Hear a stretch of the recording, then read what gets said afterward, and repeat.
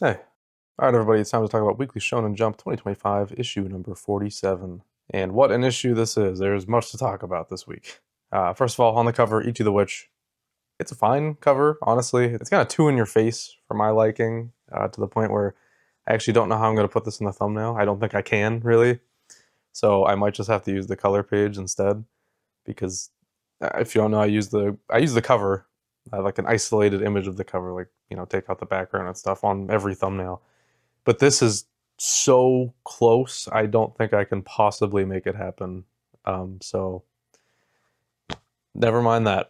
But it's fine. I don't know. It's just not super appealing to me, regardless of thumbnail problems. Big talking point this week is the axe wave. It's hit. It's here. We knew it was coming, but what we didn't know was the order in which things were going to get axed. Kaedegami is the first to go. It's gone this week. This is the final chapter we'll be talking about.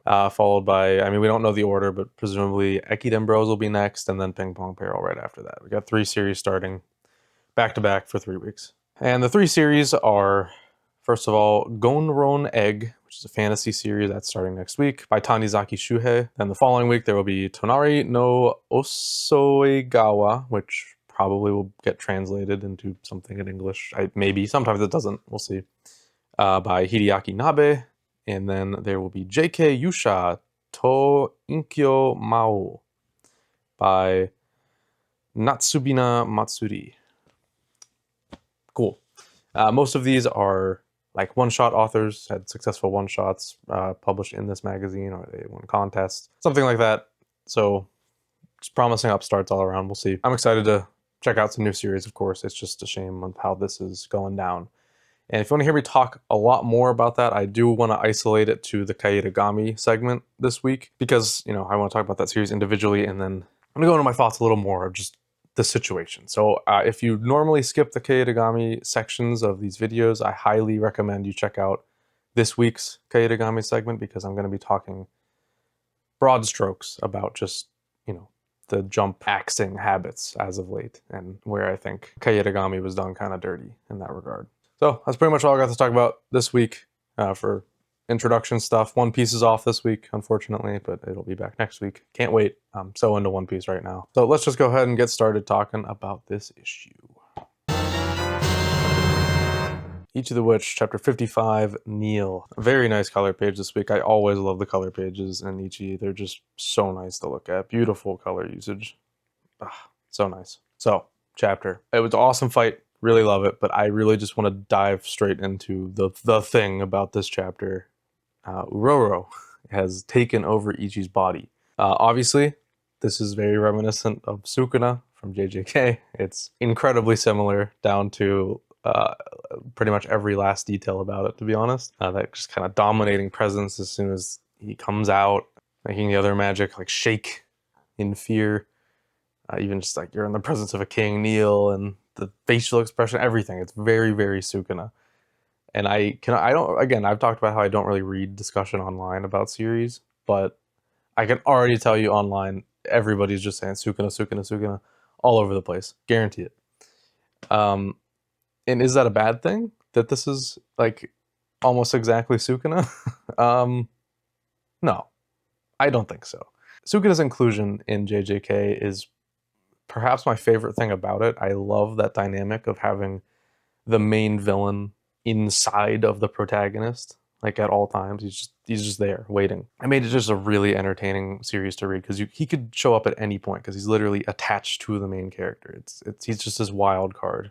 I never really viewed Ichi as the same thing. I mean, obviously it is similar on paper, but now that we've introduced this new concept of taking over the body, the similarities are kind of stacking up now. But again, I just don't think it's like a bad thing. I'm kind of talking to a straw man here, because I haven't seen anybody say this is like a ripoff yet. I just kind of know what's happening, because each of the witch slander is growing because of how popular it is. There's a lot of people throwing industry plant accusations out there, and yeah, it's getting annoying, honestly, because this is a genuinely incredibly made series, and I don't really think it deserves any hate, and any hate it gains is kind of just because they're annoyed at how popular it got in such a short amount of time.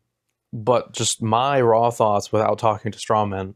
I love this. I think this is awesome. It's a really cool thing to add to the mix. I love this. You can't really call it a trope because, I mean, you could say like Naruto started it as a trope, but Kurama was never the final villain or anything. He ended up being an ally. He was just a thing to tame. He wasn't like a inherently evil thing per se. So this is just kind of iterating on the JJK Sukuna thing. Whereas, you know, the Sukuna kind of iterated on Kurama before that. It's all a cycle. This is how manga goes. If you've read enough manga from different eras of time, you'll see the same thing happen again and again. Just iterations off of things that worked, or just giving their own take on it. And that's what's happening here with this concept. And we're so early in it right now, we literally just got the cliffhanger of it happening and that's it. So we'll have to see what this really looks like next chapter. But as of now, as an introduction to the idea, I think it was done really well, and I'm excited to see how it goes. Witch Watch Chapter 222, Crash Through. Well, that was fast. I really did not expect to see Nico this soon. I'm not complaining. This is exciting to have her back, but we really did not have much time at all without her. I kind of thought this would be a longer thing. I talked about this in the past. It was kind of going both ways. It could have been a short thing, could have been a long thing. I don't know. It can go either way. But lately I had been really committing myself to thinking this would be a long ordeal just because of how many chapters we were getting without her mentioned even. Well, she was mentioned, I suppose. But the series was doing interesting things without her, and I was excited to see what else it could do. But I guess I got tired of not having her around. So she's back, which is awesome. I'm excited to see where we go from here. Obviously, there's big things that happened before she left, so let's pick it up, see where we go. But we're also setting up some serious stuff, and I haven't really talked about it much because it hasn't happened since I've been covering this on the channel. But when Witch Watch gets serious, I don't like it. I just kind of don't care about like the serious plot lines in Witch Watch. They're just not very interesting to me. So it is what it is. I also wanted to talk about briefly how I'm kind of getting ending vibes from Witch Watch, just from this chapter. I wasn't getting that before, but I am now. That tease of like the guy with the gun. I don't know if that's somebody we knew before. That feels like kind of final villain-esque, and just how we're getting closer to a proper like confession. And well, the confession already happened, but actually them getting together, Morihito and Nico, feels like we're getting close. We might be losing. This will not be this year. There's not a chance in the world. I do think Elusive Samurai will be this year, but not this. This will be next year, if anything. But yeah, I don't know. This was a good chapter all around. I like the beginning stuff too about Morihito questioning his strength and stuff. That was nice. And yeah, again, that still, even that feels like it's building towards like a conclusion arc for the character. We'll see though. Not what I was expecting to read this week from this series, but it's pretty exciting. Get this man a gun. Sakamoto Chapter 233, it is what it is. That's exactly what I said after I finished this chapter. This will be a short one. I have nothing to say about this, truthfully. This took me like, what felt like 15 seconds to read. It's stall action with characters that I don't care about. So, I got nothing here for you guys. I'm sorry. I've talked in the past, these characters just aren't my favorite thing in the world, and now that we're just in their fight, I got nothing. Yeah. even if these were characters I cared about, I still don't think I'd have much to say about this chapter, because it's just moving the fight along. The fact that this fight is longer than Lou's fight already is really annoying to me, though. Please give Lou something else to do. I was so happy we got anything at all, but now you gotta give her more. She was done dirty once again. No surprise, but it just keeps happening. Blue Box Chapter 216, I'm Gonna Win. So this was a really cute chapter. It's mostly Kyo focus, which I love Kyo focus chapters. They're pretty rare. Actually, not really in recent history. I guess we've had a lot of the Kyo Ayame dynamic building lately. But this was great. I love this. I love the scene where he asks Ayame, or tells Ayame that he wants her to root for him. So cute. Then we move into more the Taiki and Hini. Fucking Hini, what the hell? Then we move more into the Taiki and Hina situation, which I'm still not. I need to see what happens. Like, I'm kind of reserving all judgment with this because I don't know where it's going. I have no predictions, and if I think about it too much, I'm gonna hate it. So I just need to see what happens with my own eyes, because I don't get it. I don't know what we're doing with Hina. I have no clue. Let me just hear it out, and we'll see.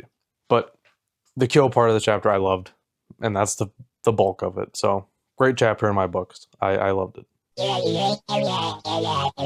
Jujutsu Kaisen Modulo Chapter 7, The Robbed. This chapter is not what I expected it to be at all, but in the best possible way. This was such a... Gege has a way with words. He really does. I think JJK, you know, it's hype moments and aura farming, right? That's JJK. It's fights and cool shit.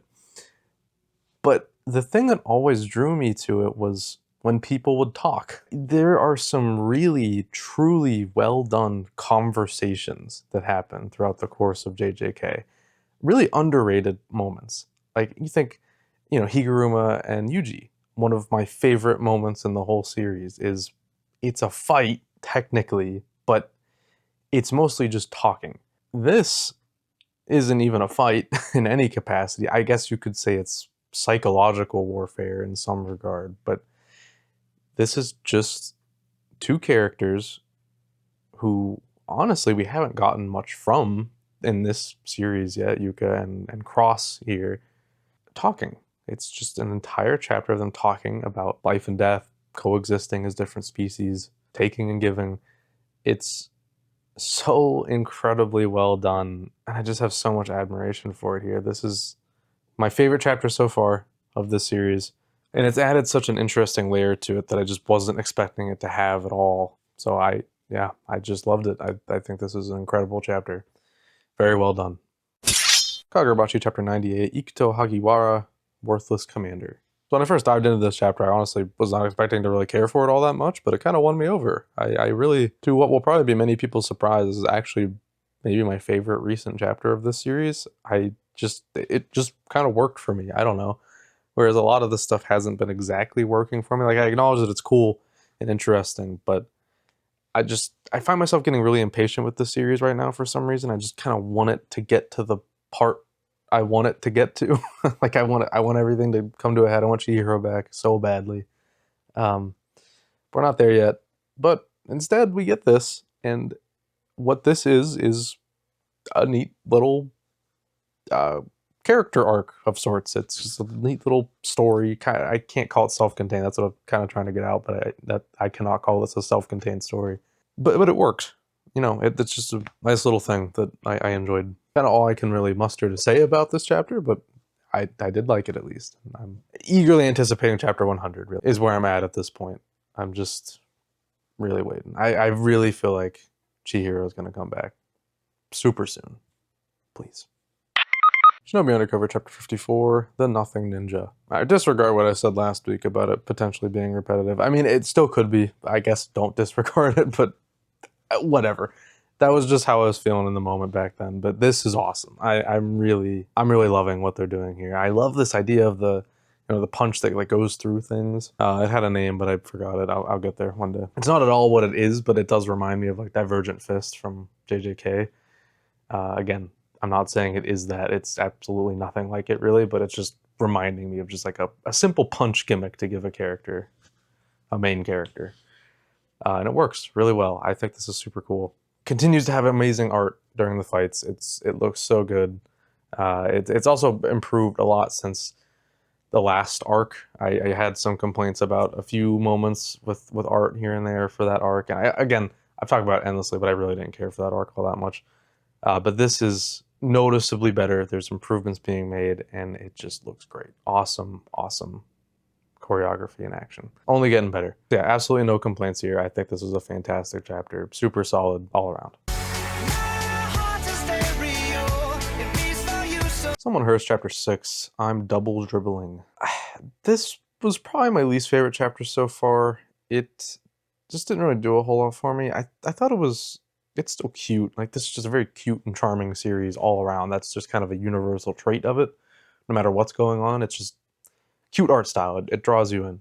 And cute character designs as well. But the content of the chapter, it's just kind of, like, I feel like it's a little wheel spinning-y, but no, I wouldn't go that far yet. it's just not really a concept that hit for me.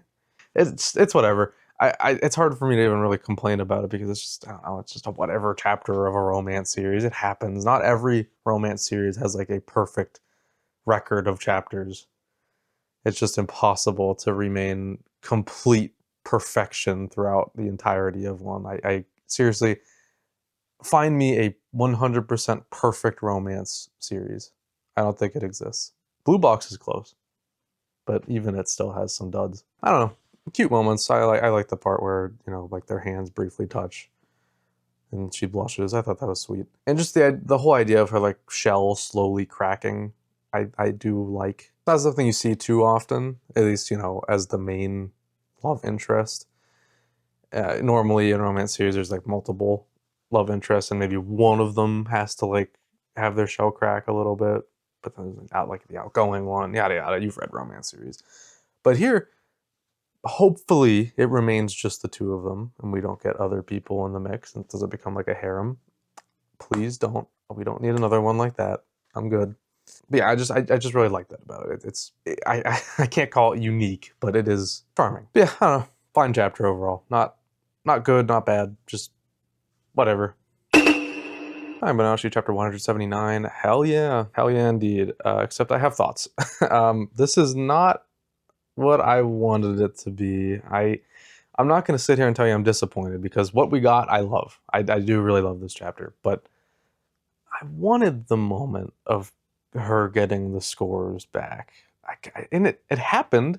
They said she passed out after, like after she walked off stage. So why didn't we still get the scene of getting the scores? Dude, man, that kind of hurts. It really does. Like, okay, ultimately, it's the same difference. We still get to hear Shomei talk to her after the fact.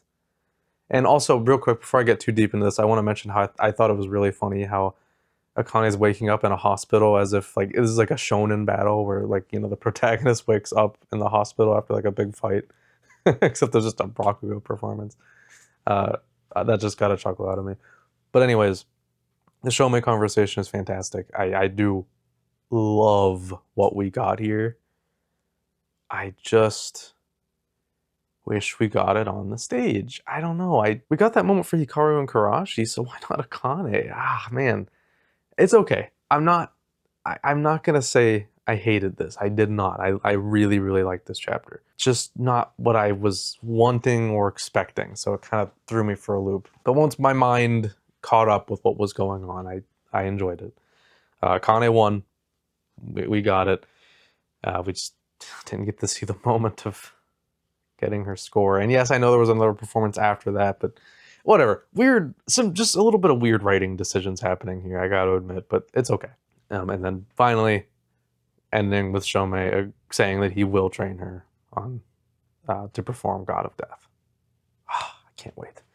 But the big thing that I'm so excited for is this hyping up of a Rakugo event on a scale never seen before. That's exciting.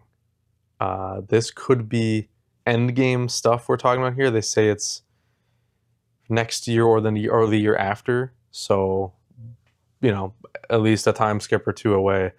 This could be like endgame final boss stuff right here that we're seeing hyped up. And it certainly is exciting.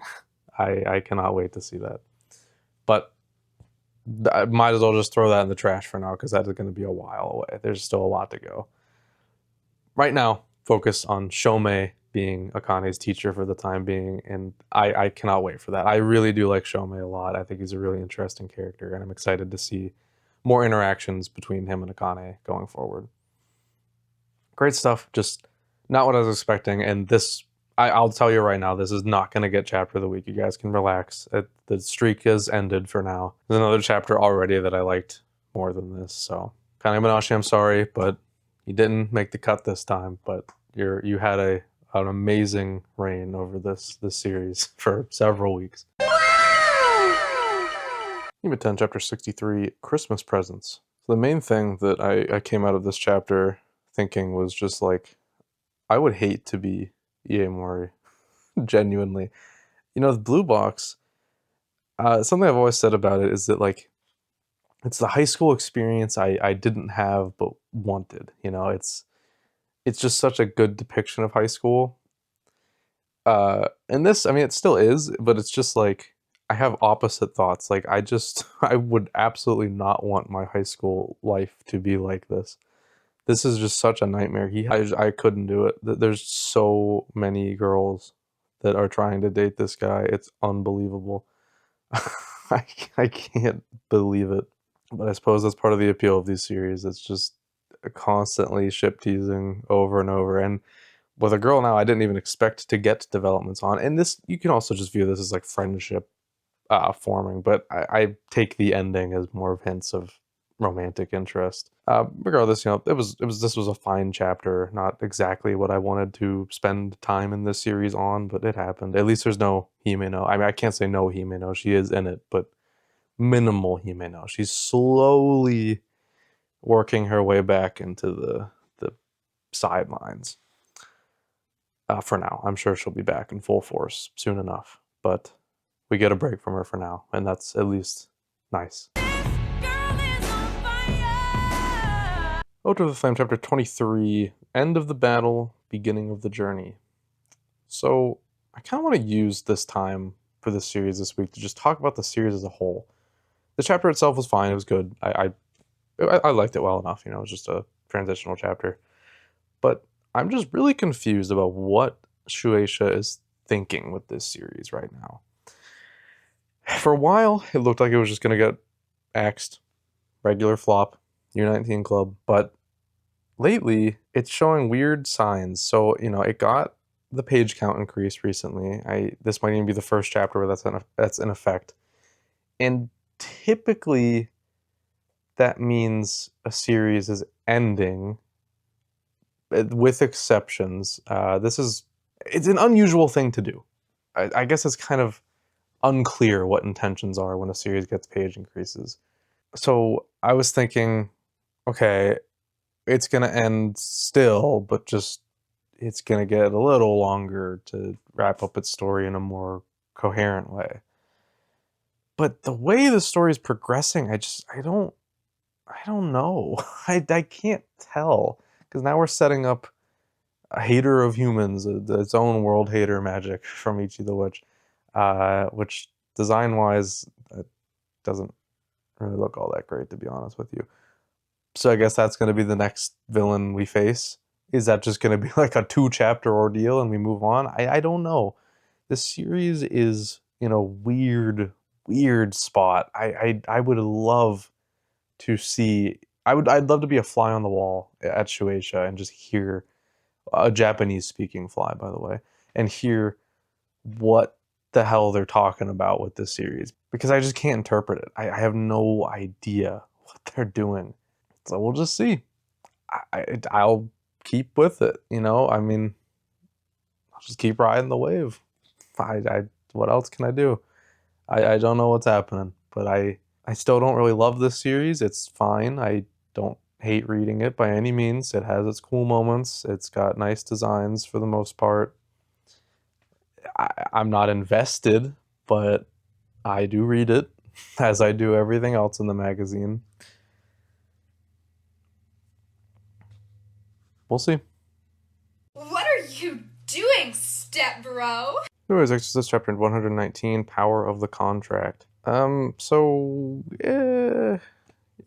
wasn't terrible, I guess. I like this joke at the beginning about how is it Natsuki? Is that her name? This new girl, where her only really knowledge of romance comes from romance manga, and it's the classic of like it takes till the end of the series to kiss, and then like the next page they have kids and are married.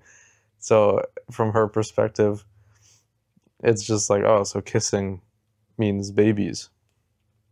I think that's funny, even though I don't think romance series have ever had that abrupt of an ending where it's literally the page after is the time skip. But maybe I'm wrong.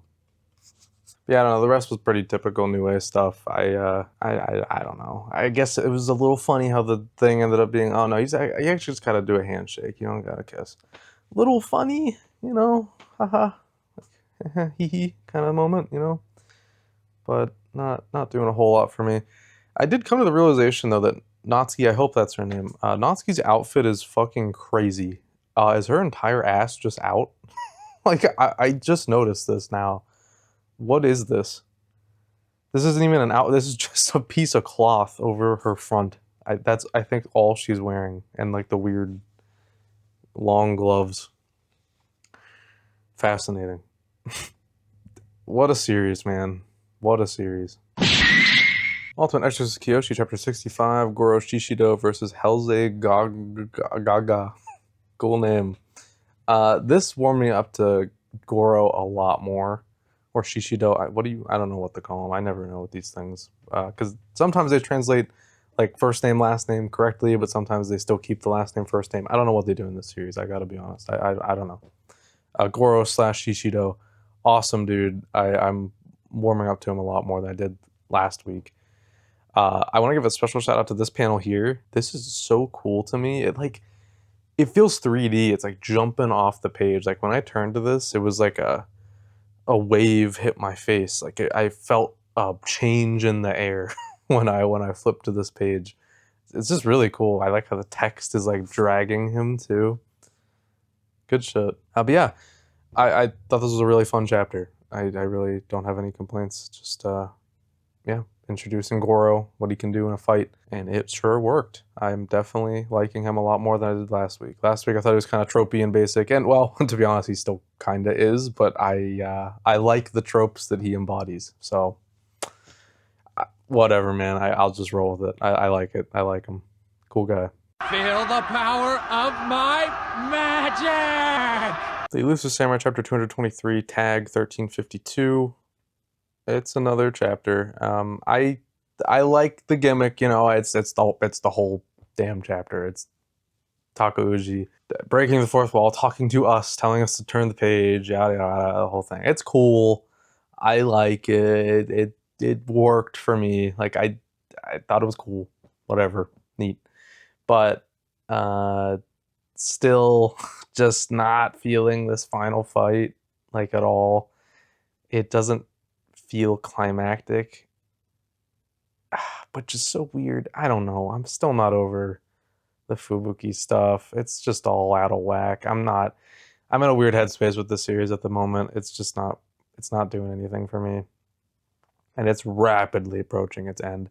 I really think this is what Hunter x Hunter is going to replace in the coming months. I was thinking it would be one of the Axe series, but obviously with the Axe wave coming up, that's no longer happening. Maybe Oter. Don't know what's happening with Oter, but this is definitely ending. Like, very, very soon.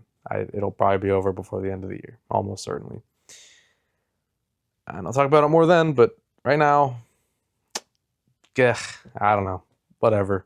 Neat stuff with the page turning. I like that. I like Tokiyuki jumping through and breaking off the weirdness, but yeah, no, I don't know.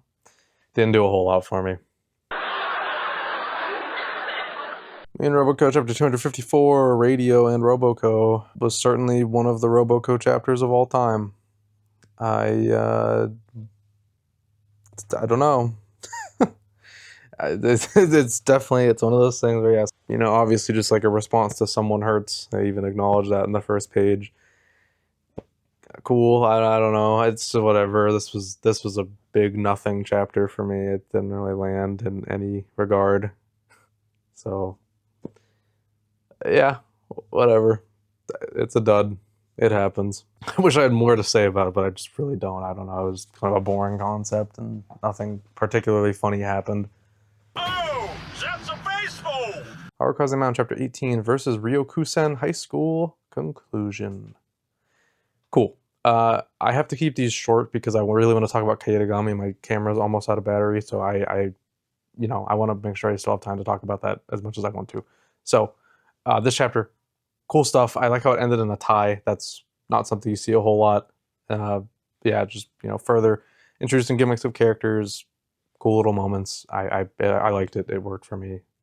Cool early sports series chapter. It's doing its job.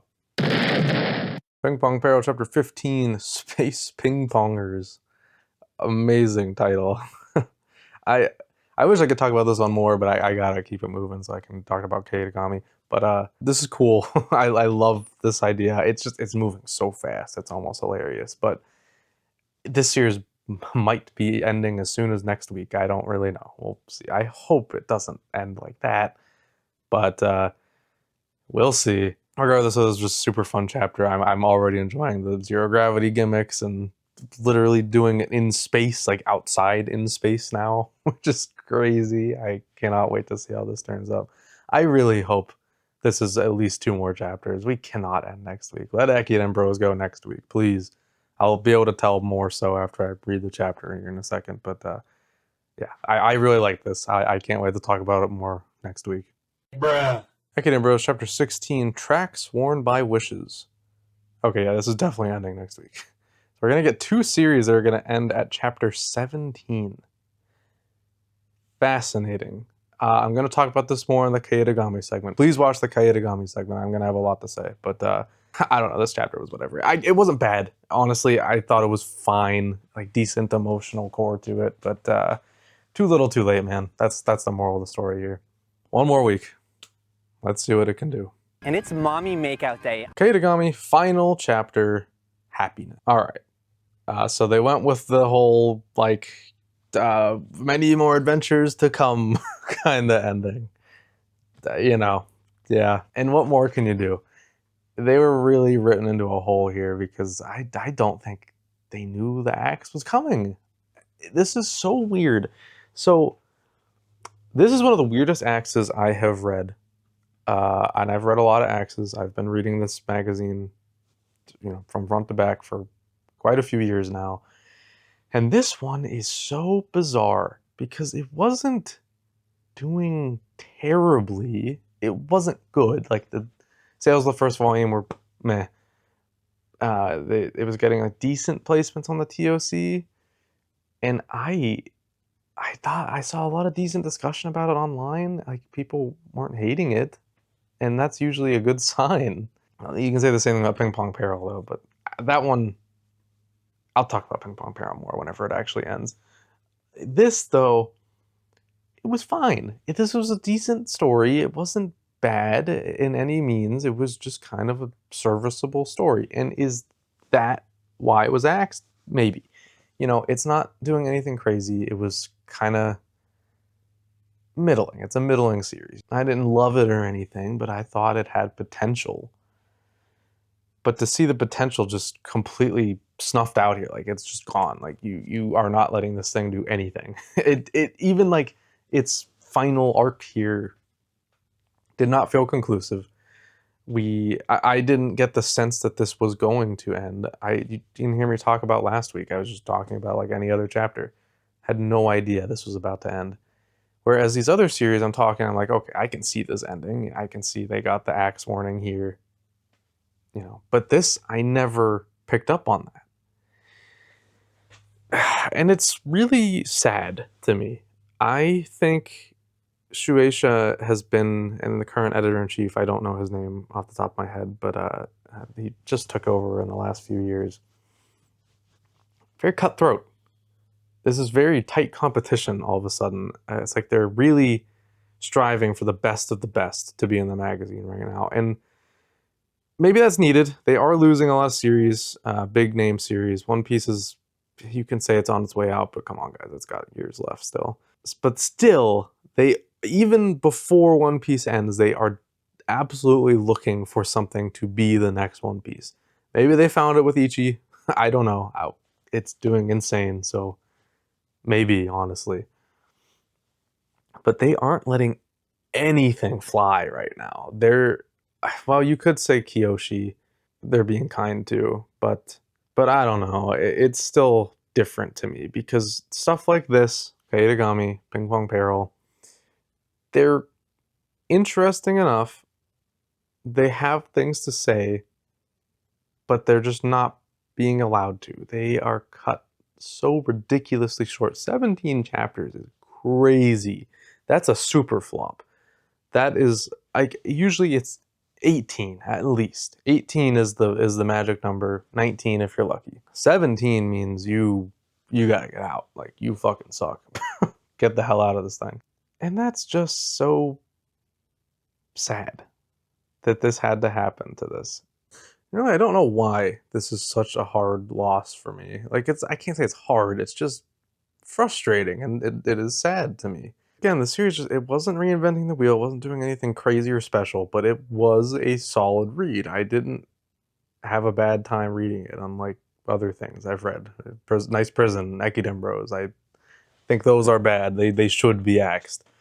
This isn't one I was thinking, like, get this thing out of here. Or even, like, Ping-Pong Peril I put in a different tier, because as much as I like Ping-Pong Peril, I knew it wouldn't last. I just knew that that wasn't going to click with most audiences. But this felt like really safe. And that's something I said as a criticism early on, actually, that this is just a really safe by the numbers series. But because of that, I thought it would stick around. And back when I said that the first time, I meant that as like a negative thing. Like, oh, here comes this by the numbers basic ass shit that's going to last for like hundreds of chapters. But now I see it in a different light, because it's just like, wow, we're not even letting stuff like this stick around in the magazine anymore. And maybe that's a good thing in the long term of the magazine. Oh, man, I don't know. My thoughts are all over the place. It's just such a weird decision that happened here. I'm excited to read your thoughts about it as well, because this was such a weird one. I had no inclination that it was ending, and I almost wonder if the author even did either, because it's just such a weird ending. And like, it just, other things like Ping-Pong Peril, they announced that it was ending. They didn't do that for this. They didn't do that for Ekiden Bros. They almost never announce when series are ending that get axed. But we get an ahead of time announcement for Ping-Pong Peril, but not these. What is happening? I don't know what's going on. Is that acknowledgement that like Ping-Pong Peril was liked by a large group of people, but just not gonna stick around because of mass appeal? Super weird. But they must have some promising new series on their hands if they're just itching to get these out of here, because it feels like this in particular, Kaedegami, was just cut insanely short for very little reason. I really think it deserved more of our time to flesh itself out more and become its own thing, but it just wasn't allowed to. And maybe it should have done that faster. Yeah, I know, there's criticism here. I mean, you can look at my score amount. I'm probably going to give this honestly like a 4 or 5, maybe not a 4, probably a 5, because yeah, I don't know, it was just whatever. It wasn't that great, but it could have been more, and that's always what's so frustrating about axes. But I don't know, it's just especially hitting differently with this one, just because of how weird this whole thing felt. Like, of the 3 that I knew were gonna get axed, never would I have guessed this would be the first. It didn't feel like it was even ending. Oh, it's so weird. It's so weird. Let me know what you guys think. I'm really curious to hear some more thoughts about the whole ordeal that happened with this series, because it's just bizarre to me. We will continue talking about this topic for the next 2 weeks, but the other 2 series, I'll probably have even more to say about Ping-Pong Peril in particular. Ekiden Pros, I don't know how much I can muster myself to say, but we'll see. But farewell, Kaedegami. You were a decent read. And to me, I feel like that should be something that stays. But I guess Jump is really aiming for top of the shelf stuff right now. Maybe that's to our benefit. Maybe these next 3 series are insane bangers, and we'll be thankful that these series were canceled. Just wait and see.